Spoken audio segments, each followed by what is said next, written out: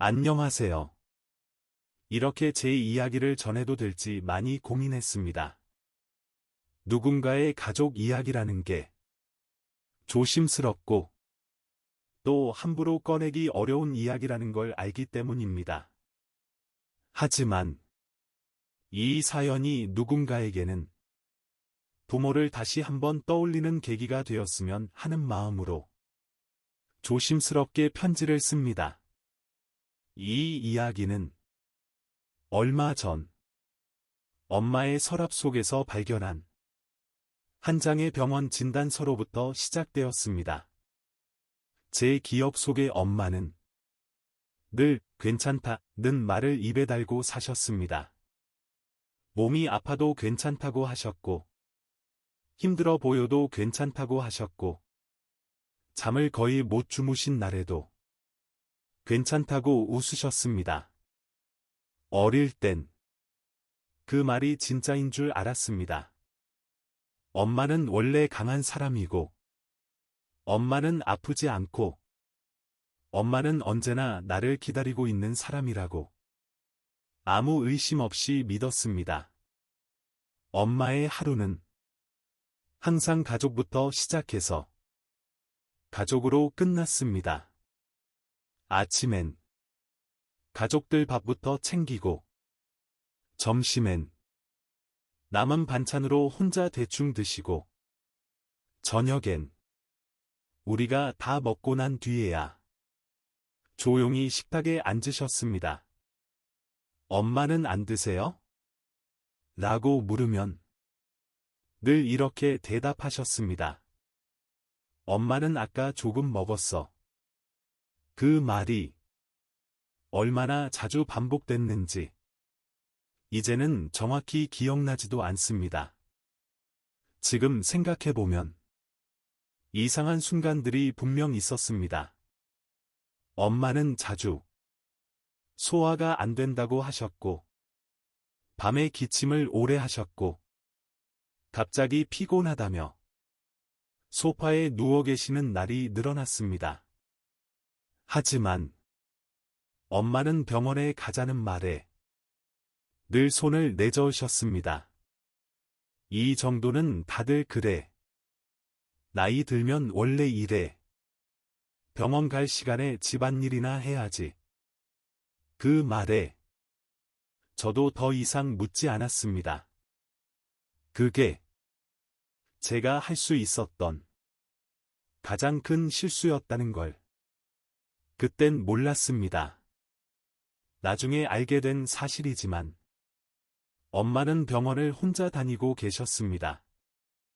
아무에게도 말하지 않고, 아무에게도 부탁하지 않고, 혼자 버스를 타고 병원에 다녀오셨습니다.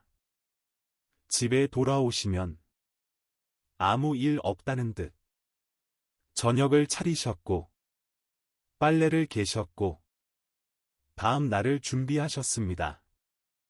그렇게 아무렇지 않은 척 하루하루를 견뎌오고 계셨던 겁니다. 그날은 엄마가 유난히 말수가 적었던 날이었습니다. 얼굴이 많이 창백해 보였고, 손이 자주 떨리는 것 같았지만, 엄마는 여전히 말했습니다. 조금 피곤해서 그래. 걱정할 거 아니야. 저는 그 말을 믿고 말았습니다. 아니, 믿고 싶었던 것 같습니다. 모든 것이 달라진 건 우연히 엄마 방을 정리하던 날이었습니다. 서랍 맨 안쪽에서 병원 봉투 하나를 발견했습니다. 처음엔 그냥 오래된 영수증인 줄 알았습니다. 하지만 봉투를 열자 그 안에는 몇 장의 진단서와 검사 결과지가 차곡차곡 들어 있었습니다. 날짜를 보니 이미 몇 년 전부터 정기적으로 병원을 다니고 계셨던 기록이었습니다. 진단서 하단에 적힌 작은 문구 하나가 제 눈을 붙잡았습니다. 환자 본인에게만 설명함. 그 문장을 보는 순간 가슴이 덜컥 내려앉았습니다. 왜? 엄마는 우리에게 말하지 않았을까? 왜? 혼자서만 이 모든 걸 감당하고 계셨을까? 용기를 내어 엄마에게 조심스럽게 물었습니다. 엄마, 이거 뭐예요? 잠시 침묵이 흘렀습니다. 엄마는 한참 동안 아무 말도 하지 않다가 조용히 웃으셨습니다. 그걸 내가 봤구나. 그 웃음은 제가 알던 엄마의 웃음이 아니었습니다. 엄마는 잠시 숨을 고른 뒤 이렇게 말씀하셨습니다. 말해도 소용없잖아. 내가 걱정할까봐. 괜히 마음 무거워질까봐. 그 말 한마디 한마디가 제 가슴을 찔렀습니다. 엄마는 아픈 와중에도 자식의 마음부터 생각하고 계셨던 겁니다. 엄마는 자신의 병보다 우리의 생활을 먼저 걱정하셨습니다. 병원 다닌다고 집안이 달라지는 것도 아니고 너희한테 괜히 부담 주기 싫었어. 그 말 속에는 엄마가 살아온 평생의 태도가 고스란히 담겨 있었습니다. 그날 이후 저는 수없이 후회했습니다. 왜 더 자주 안부를 묻지 않았을까? 왜 엄마의 괜찮다를 그대로 믿어버렸을까?